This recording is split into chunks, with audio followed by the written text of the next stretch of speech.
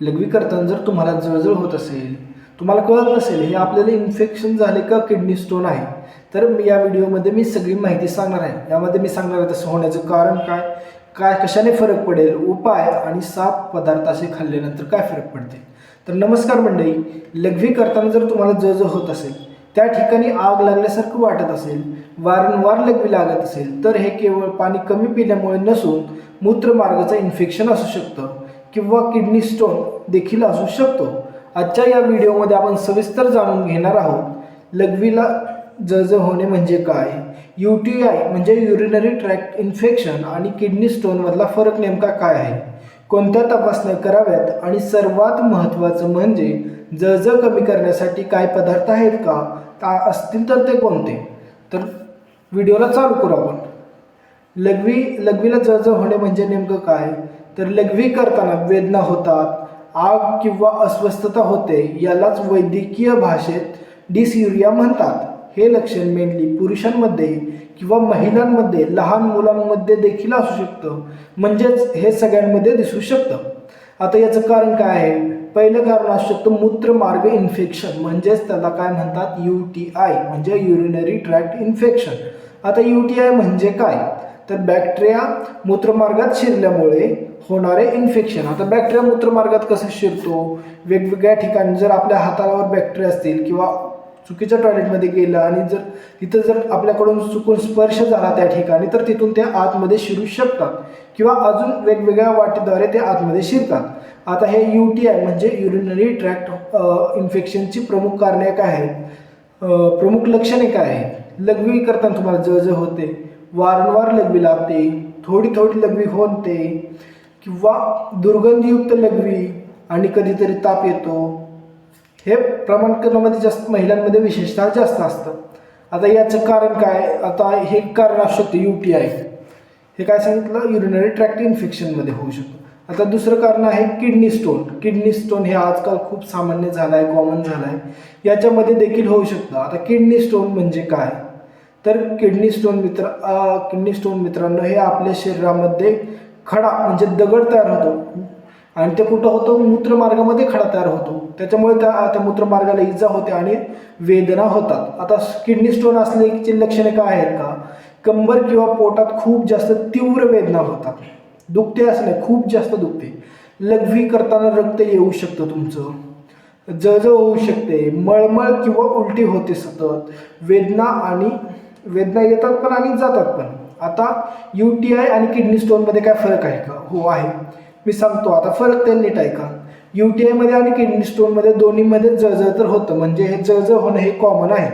आता ताप, UTI मध्ये ताप कधीतरी येतो, पण किडनी स्टोनमध्ये खूप जास्त कमी म्हणजे येतच नाही जवळपास. आता कंबरदुखी UTI मध्ये थोडीशी होते, किडनी स्टोनमध्ये खूप जास्त एक्सेसिव्ह म्हणजे तीव्र कंबरदुखी होते.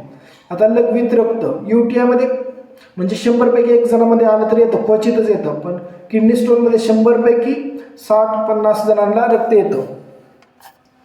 मग आता लघवीची वारंवारता म्हणजे जर UTI वाल्याला लघवी जास्त लागते म्हणजे सतत लघवी लागते, आणि किडनी स्टोनवाल्याला कधी कधी लघवी लागते, कारण त्यांना त्या दगडामुळे म्हणजे जो खडा आहे मूत्रमार्गामध्ये त्याच्यामुळे त्याला त्रास होतो लघवी करताना, म्हणून तो जात नाही, कमी कमी लघवी लागते, त्याला पाणी कमी पित होतो लघवी लागेल म्हणून. आता धोके वाढण्याची कारणे कुठली आहेत का, असं काय केल्यावर तुम्हाला धोका वाढू शकतो, तर जर तुम्ही पाणी कमी पित असेल तर अजून जास्त धोका वाढतो तुमच्या लघवीतून रक्त येण्याचं. जर लघवी रोखून ठेवत असेल तरी जास्त अजून धोका वाढतो जास्त.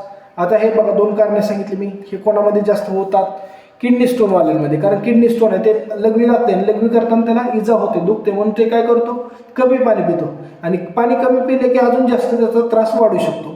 आता लघवी रोखून ठेवतो, आता जर जाऊन आले की लगेच त्याला त्रास होतोय, दुखतोय, म्हणून तो लघवीला जात नाही, सहसा थांबवून ठेवतो, रोखून ठेवतो, म्हणून ह्याच्यामुळे त्याला अजून जास्त मोठा खडा होऊ शकतो.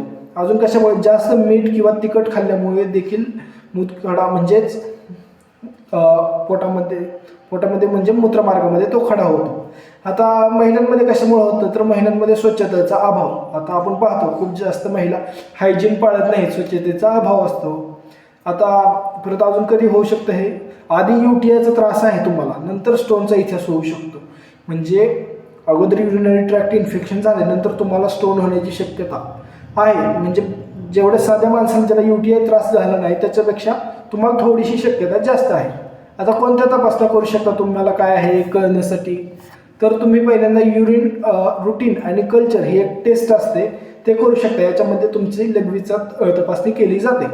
याच्यामध्ये पोटाचं तुम्ही अल्ट्रासाऊंड करू शकता, परत एक्सरे करू शकता. एक्सरे कशाचा, युरिनरी सिस्टीम, ब्लॅडरचा एक्सरे करू शकता. आता ब्लड टेस्ट कुठला करू शकता, क्रिएटिनिन काय दाखवतं, किडनी कशी फंक्शन करते हे तुम्हाला सांगतं. परत CBC म्हणजे कम्प्लीट ब्लड काउंट, ह्याच्यामध्ये देखील इन्फेक्शन असेल तर WBC मध्ये फरक पडतो. आता आयुर्वेदिक दृष्टिकोन काय आहे का, आयुर्वेदिक आयुर्वेदानुसार जर लघवी नीट होत नसेल तर त्याला मूत्रकृच्छ म्हणजे, मूत्र म्हणजे युरिन लघवी, आणि कृच्छ म्हणजे ऑब्स्ट्रक्शन म्हणजे अडथळा काहीतरी असतो त्याला, म्हणजे लघवी नीट होत नाही. आता कशामुळे हे देखील होऊ शकते, अजून कशामुळे होतं, पित्त दोष वाढल्यामुळे, पित्त वाढल्यामुळे. आणि पित्त कशामुळे वाढतं, तीक्ष्ण उष्ण खाल्ल्यामुळे. म्हणून मगाशीच कारण सांगितलेलं आहे. आता अजून कारण काय असू शकतात, उष्ण तिखट आहार खाल्ला तुम्ही, पित्त वाढलं, लघवी नीट होणार नाही, त्रास होणार. परत कमी पाणी पिला, आता कमी पाणी पिल्यामुळे देखील हे होऊ शकतं आणि त्याच्यामुळे शरीरातील उष्णता वाढते. आता मंडळी इथंच एक अजून सांगतो मी तुम्हाला, काय सांगतोय, आता PSA प्रोस्टेट स्पेसिफिक अँटीजन हे आजकालच्या वयोवृद्ध माणसांमध्ये खूप जास्त कॉमन झालेलं आहे. याला सर्जरीच करावी लागते. जर 1-2 वर्षात सर्जरी नाही केली तर डायरेक्ट कॅन्सर होण्याची शक्यता आहे. मग ह्याच्यामध्ये काय करावं लागतं तुम्हाला, जर तुम्ही सतत उष्ण आणि तिखट वगैरे खात असाल आणि कमी पाणी पित असाल तर हे मेन कारण आहे त्याची PSA वाढण्याचं. म्हणजे प्रोस्टेट एक ग्लँड असते माणसांमध्ये, आणि जर ती वाढले तर त्याचं लवकरात लवकर निदान करावं लागतं. लघवी नीट होत नाही, खूप जास्त जळजळ करतं, होत नाही, दवाखान्यात जावं लागतं. लवकर जर हे वेळेवर उपाय घेतला तर आपण लगेच नीट होऊ शकतो. पण वयोवृद्ध माणसं असतात, ते वयोवृद्ध माणसांना हे अशा गोष्टी सांगू वाटत नाही लवकर, आणि जेव्हा त्यांना सहन होईना गेलं, खूप त्रास व्हायला लागला तर तेव्हा सांगतात, पण तोपर्यंत खूप जास्त उशीर झालेला असतो. उशीर झालेला असतो म्हणजे काय, तेव्हा त्यांना सर्जरी म्हणजे ऑपरेशनच करावं लागतं. आणि जर लवकर ऑपरेशन नाही केलं मित्रांनो तर कॅन्सर होण्याची शक्यता आहे. म्हणजे जर ऑपरेशन नाही केलं तर 95% ते कॅन्सरमध्येच कन्वर्ट होते, म्हणजे परिवर्तित होते. म्हणून त्याचं ऑपरेशन करावं लागतं. म्हणून जास्त तिखट किंवा उष्ण गरम अन्न तुम्ही नाही खाल्लं पाहिजे. आता असं मी तुम्हाला एवढी सगळी कारणं सांगितली. आता हे जळजळ कमी होण्यासाठी काय असे उपाय आहेत का, म्हणजे काय पदार्थ आहेत का आपण घरच्या घरी हे कमी करू शकतो, तर हो आहे. पहिलं तुम्ही काय खाऊ शकता, काकडी खाऊ शकता. काकडी काय करते, शरीराला थंड ठेवते. अजून काय करते, मूत्रमार्गाला साफ करते आणि मूत्रमार्गाला साफ ठेवते. आता कशी खाल्ली पाहिजे तुम्ही, काकडी कोशिंबीरमध्ये सुद्धा खाऊ शकता सोबत काकडी, किंवा सलाड म्हणून खाऊ शकता, कच्ची खाऊ शकता ती हायशी, किंवा कोशिंबीर बनवून खाऊ शकता. भाजी करूनच खावा असं काहीही नाही. परत आता टरबूज, आता दुसरा पदार्थ तुम्ही टरबूज खाऊ शकता. टरबुजात काय असतं, भरपूर पाणी असतं. ह्याच्यामुळे काय होतं, लघवी साफ होते. ह्याच्यामध्ये परत काय, लघवी साफ होते. उन्हाळ्यात अत्यंत हे उपयुक्त असतं टरबूज खाल्ल्यामुळे, कारण शरीरातील उन्हाळ्यात आपोआप शरीरातील पाणी कमी होत असतं, तसं त्याच्यामुळे सुद्धा हे उपयुक्त असतं उन्हाळ्यामध्ये जास्त. परत नारळ पाणी पिऊ शकता. आता नारळ काय असतं, डाययुरेटिक असतं, म्हणजे लघवीसाठी खूप चांगलं असतं. UTI म्हणजे युरिनरी ट्रॅक्ट इन्फेक्शनमध्ये हे खूप जास्त फायदेशीर आहे. म्हणजे आता दिवसातून 1 ग्लास नारळ पाणी पिऊ शकतो तुम्ही. चांगल्या म्हणून सतत पिलं पाहिजे असं नाही.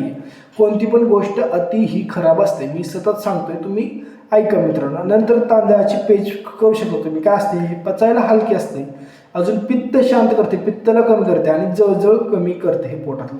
नंतर तुम्ही ताक पिऊ शकता मंडळी. ताक पिल्यानंतर काय होतं, शरीर थंड राहणार तुमचं. चांगले बॅक्टेरिया असतात शरीरामध्ये, ते त्यांना हे ताक वाढायला मदत करतं. पण खूप जास्त आंबट ताक असेल तर पिऊ नका, त्याला तुम्ही टाळा. परत धने पाणी पिऊ शकता. धने म्हणजे काय, कोथिंबीरचे धने, ते बारीक करून पाण्यात भिजवायचं. त्याचं कसं काय बनवायचं ते मी माझ्या अगोदरच्या व्हिडिओमध्ये सांगितलेलं आहे. तुम्हाला पाहिजे असेल तर तुम्ही ते जाऊन बघू शकता. त्याच्यामुळे काय, धने पाणी पिल्यामुळे मूत्रमार्ग स्वच्छ होतो. स्टोनचा त्रास असेल तर तो कमी होतो. रात्रभर भिजवलेलं धण्याचे पाणी पिलं पाहिजे तुम्ही. आता कोमट पाणी सर्वात महत्त्वाचं आहे मंडळी. दिवसभर थोडे थोडे प्या, एकदम जास्त प्यायचं नाही. स्टोन व इन्फेक्शन हे दोन्हीसाठी उपयुक्त आहे कोमट पाणी. आता कुठले पदार्थ टाळले पाहिजेत, आता जास्त मीठ नाही खायचं, जास्त तिखट नाही खायचं, जास्त गरम नाही खायचं. दारू पित असाल तर दारूचा त्याग करा. कोल्ड्रिंक्स खूप जास्त पित असाल तर प्यायचं बंद करा. स्वतःहून अँटीबायोटिक घेणं हा आजकालचा खूप मोठा प्रश्न झाला. कोण पण येते अँटीबायोटिक घेऊ का, मला माहिती असं म्हणते. अजिबात घेऊ नका. प्रत्येक ह्याच्यासाठी वेगवेगळी अँटीबायोटिक असते. आता कधी तात्काळ डॉक्टरांकडे जावं. जर जर जर सतत 2-3 दिवसात कमी झाले नसेल, म्हणजे सतत होते आणि 2-3 दिवस झालं कमी झाले नसेल, तर तुम्ही डॉक्टरांकडे गेलं पाहिजे. ताप किंवा रक्त येत असेल, आता लघवी करताना रक्त येत असेल किंवा सतत ताप येत असेल, गोळी खाल्ल्यानंतर देखील ताप जात नसेल, तर तुम्ही डॉक्टरांकडे गेलं पाहिजे. खूप जास्त तीव्र कंबरदुखी होत असेल तर तुम्ही डॉक्टरांकडे गेलं पाहिजे. गर्भवती महिला, लहान मुलं असतील तर तुम्ही डॉक्टरांकडे गेलं पाहिजे मंडळी.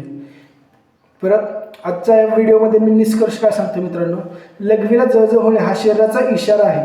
वेळीच तपासणी, योग्य आहार आणि पाणी यामुळे युरिनरी ट्रॅक्ट इन्फेक्शन आणि किडनी स्टोन दोन्हीचा धोका टाळता येतो मंडळी. जर व्हिडिओ आवडला तुम्हाला तर व्हिडिओला लाईक करा, चॅनलला सबस्क्राईब करा मंडळी. आपले 51 सबस्क्रायबर झाले आहेत. त्या 51 सबस्क्रायबर जणांचं मनपूर्वक अभिनंदन. थँक्यू, धन्यवाद.